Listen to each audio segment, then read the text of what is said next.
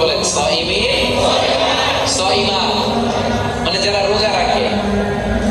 সিয়াম পালনকারী নারী ও পুরুষ, এই সিয়ামকে আমাদের জন্য ফরজ করেছে কে? রব্বুল আলামিন বলেন, ইয়া আইয়ুহাল্লাযীনা আমানু কুতিবা আলাইকুমুস সিয়ামু কামা কুতিবা আলাল্লাযীনা মিন ক্বাবলিকুম লাআল্লাকুম তাত্তাকুন।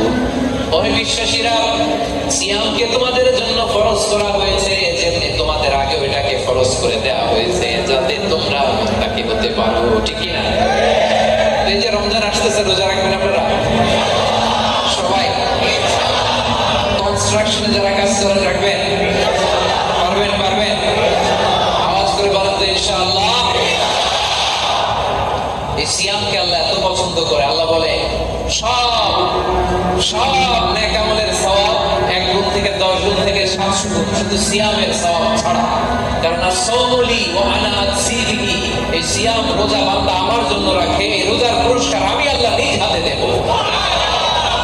আরেক বর্ণনায় আল্লাহ বলেন, ওয়া আনা উজসাবি, আমি নিজেই হব রোজার প্রতিদান, আমি নিজেই হব প্রতিদান। কারণ অন্য ইবাদতের জন্য তোমরা হুর পাবা, অন্য ইবাদতের জন্য জান্নাতের মালাখানা পাবা, অন্য ইবাদতের জন্য জান্নাতের নাজ নিয়ামত পাবা, সিয়ামের জন্য তোমরা আমি আল্লাহরে পাবা।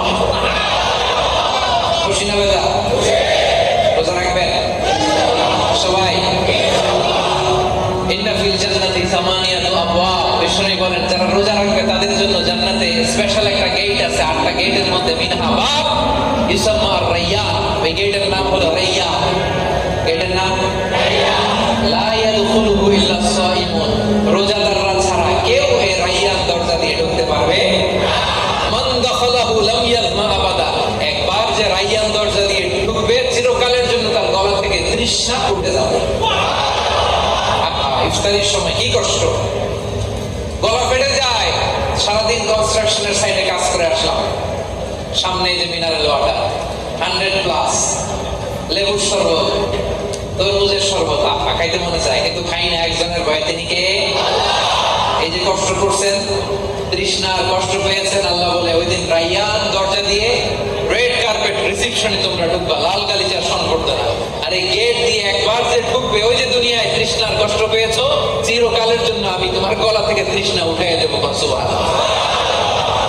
সাইমিন সাইমা, রাজি?